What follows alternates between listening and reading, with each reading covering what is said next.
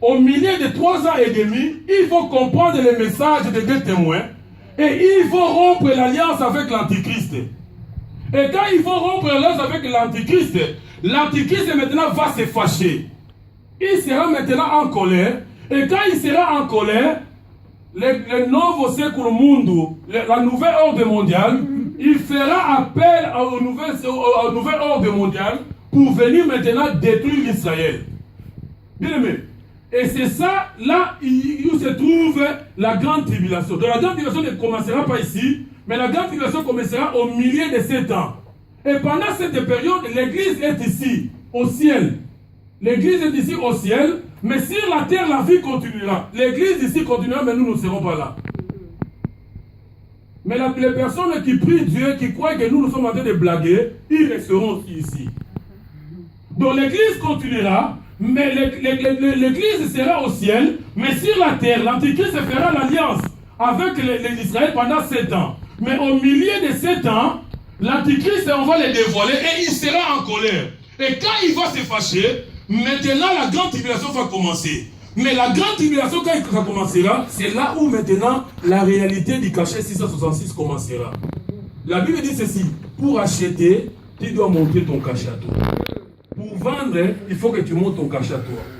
Donc tout ce que l'homme pourra faire, il doit montrer le cachet de 666. Mais il n'y a plus de temps parce que le temps est déjà parti, on n'a plus de temps. La Bible dit, pendant 7 ans, Dieu va répandre les 7 fléaux sur la terre.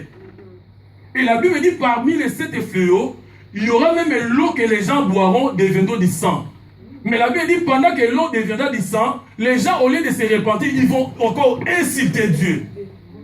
Ils vont commencer à insulter Dieu. Les gens auront des ulcères. Mais au lieu de se repentir, ils vont continuer à insulter encore Dieu. Et la Bible dit que le soleil que nous voyons aujourd'hui, que nous disons qu'il fait beau temps, et dans cette période, le soleil commencera à brûler les gens. Mais au lieu que les gens se repentissent, les gens vont continuer à insulter encore Dieu. Donc ça sera une période difficile, où ça sera difficile que la personne puisse s'en sortir. Et cette personne de l'Antichrist, il va commencer à tuer les enfants de Dieu. Il va commencer à tuer le peuple d'Israël. Et les 2 témoins qu'ils ont prêché ici, la Bible dit l'Antichrist les tuera. Et quand il va les tuer, il prendra leur corps, il va jeter ça dans les lieux de calvaire là où était Jésus. Mais après 3 jours, ces gens ici, ils ressusciteront et ils partiront. Amen. On n'a plus le temps. Ils ressusciteront et ils partiront. Mais c'est un temps où c'est difficile à vivre. C'est un temps où difficile à vivre. C'est un temps où personne ne saura vivre ces temps-ci. Donc il commencera à tuer les gens, à maltraiter les gens, que personne ne saura. Mais écoutez une chose peut-être pour votre connaissance. Les gens qui ne vont pas être enlevés dans l'église, les gens qui sont en train de blaguer avec les choses de Dieu aujourd'hui, toi tu crois peut-être que tu viens passer ton temps. Quand tu ne seras pas enlevé ici, tu vas entrer dans cette période. Et dans cette période, tu vas souffrir comme tout le monde. Mais la Bible me dit ceci. Il y aura quelques personnes qui étaient dans l'église qui seront dans cette période, qui seront sauvées. Mais ils seront sauvés comment? Donc toi, tu ne vas pas accepter les cachets de 666, mais pour que tu puisses ne pas accepter cela, tu dois accepter toutes les douleurs possibles qui seront dans ces temps. Et ces gens ici, on les appelle les martyrs.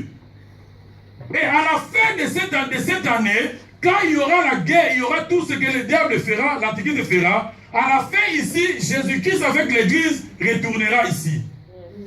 Et quand Jésus-Christ retournera, il retournera avec l'église.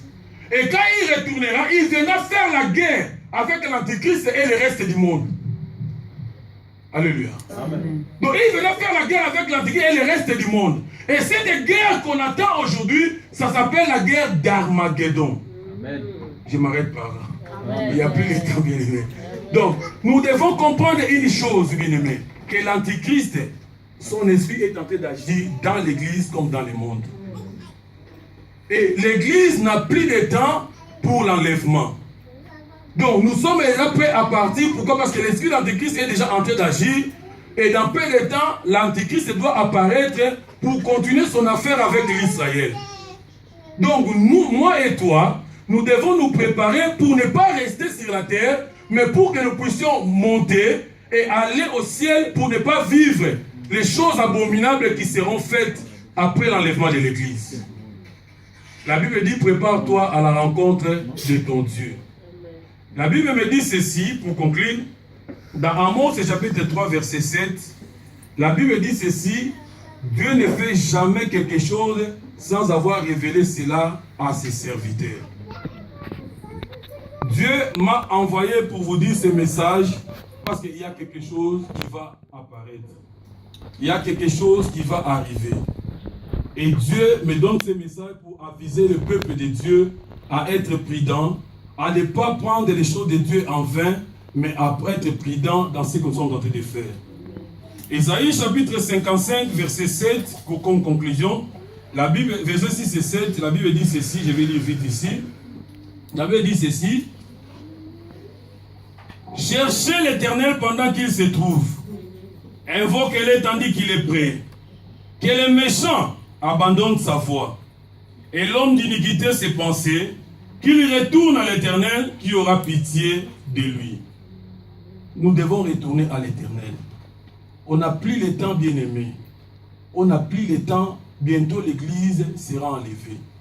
Et ce qui va rester derrière, c'est l'Antichrist qui va régner et faire du mal à la nation. Faire du mal à tout le monde. Donc nous devons nous repentir et nous préparer pour la rencontre du Seigneur Jésus-Christ. Que Dieu vous bénisse. Nous allons prier.